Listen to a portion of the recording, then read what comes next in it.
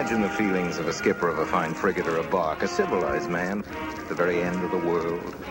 He'd land in a swamp, march through the woods, and in some inland post feel the savagery, the utter savagery that stirs in the forests, in the jungles, in the hearts of wild men.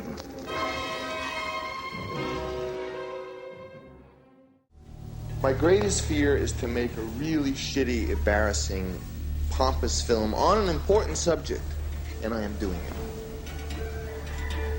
it. I confront it. I acknowledge, I will tell you right straight from the most sincere depths of my heart, the film will not be good. My film is not a movie. My film is not about Vietnam. It is Vietnam. It's what it was really like. It was crazy. And the way we made it was very much like the way the Americans were in Vietnam. We were in the jungle. There were too many of us. We had access to too much money. Too much equipment. And little by little we went insane.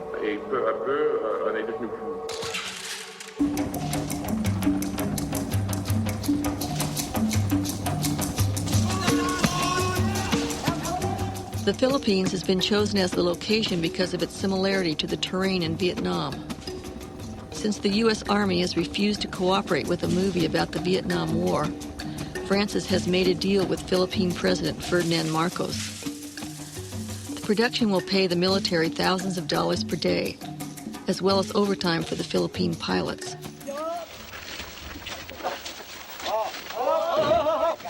There were 600 people working on this thing. In Hollywood or New York, if you want another person, it's quite a big deal with the fringes and their salaries, thousands of dollars.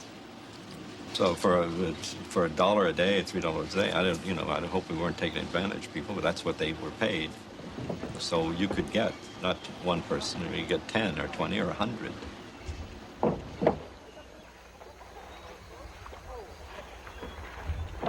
The production will pay the military thousands of dollars per day, as well as overtime for the Philippine pilots. So for $1 a day, $3 a day, I hope we weren't taking advantage of people, but that's what they were paid.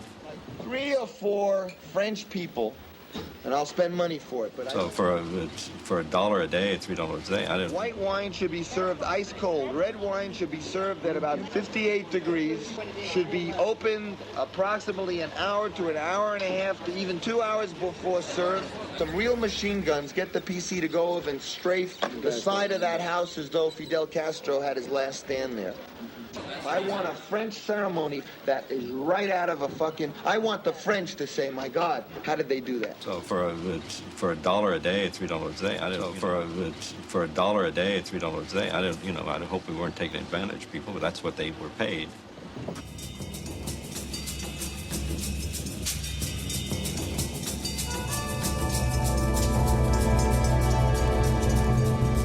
Francis was always reminds me.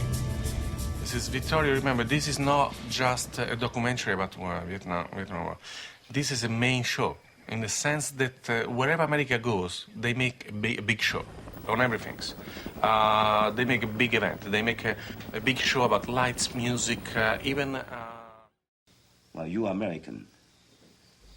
You are fighting for the biggest nothing in history. No, I know that, and that's what sort of bugs me, is the ludicrousness of thinking that I'm going to go through all that I'm doing, after all I've been through in the past, after all the pictures I've made, and after shooting 16 weeks, that I'm not going to finish a movie in which I've invested 3 years of my life just because, it's stupid, man. Yeah, but even if Brando drops dead, I can still finish the movie. I'll just get another actor. If I can't get Redford, I'll go back to Nicholson. If I can't get Nicholson, I'll go back to Pacino. If I can't go to Pacino, I'll go back to someone else. Sooner or later, I can get someone for 3 weeks. It's not in the cards that we're not going to finish the movie.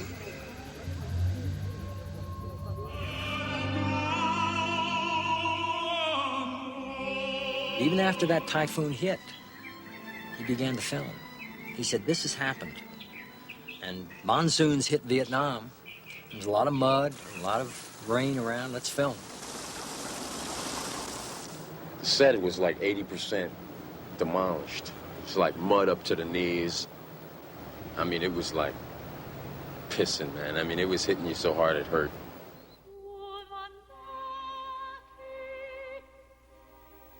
You know, it started out just, it was raining a lot, and after a while we realized it was knocking out centers of civilizations, and rivers were overrunning, and people couldn't get to the places, or they were all on the roofs of hotels and stuff, and then we had to stop for a while.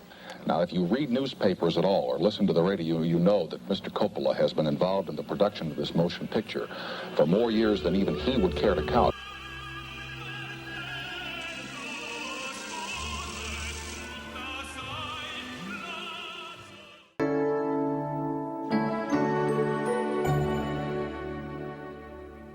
A melodrama is currently playing itself out in Hollywood that, for sheer emotionalism, rivals anything put on film.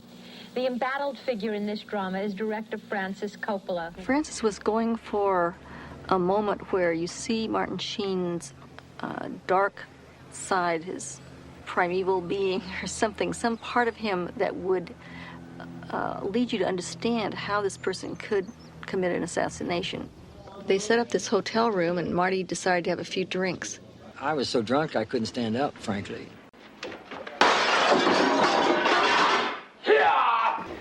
I was in a chaotic spiritual state inside.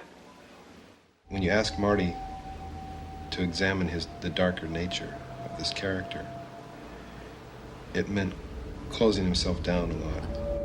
Last night at 2 o'clock in the morning, Marty Sheen experienced severe chest pains. At daybreak, he crawled out of his room and down to the local highway, where he was picked up by a public bus. Marty, it turned out, had suffered a serious heart attack. I remember the phone ringing, and my secretary said, Marty's had a heart attack, and Francis doesn't want to admit it. Dave Salvin let Melissa tell Barry Hirsch that Marty had a heart attack. What the fuck is that? What the fuck is that? Do you know that it's going to be all over Hollywood in a half an hour? That gossip can finish me off, because if UA hears that it's 8 weeks, UA with a $27 million negative is going to force me to complete it with what I've got. And I don't have the movie yet. If Marty dies, I want to hear that everything's okay until I say Marty is dead. The whole thing was really fun. I mean, a war is fun.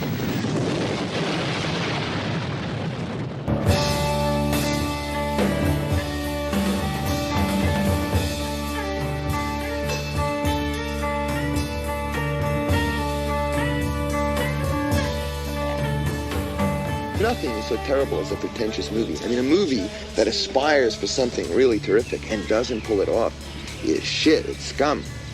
And everyone will walk on it as such. And that's what poor filmmakers, in a way, that's their greatest horror.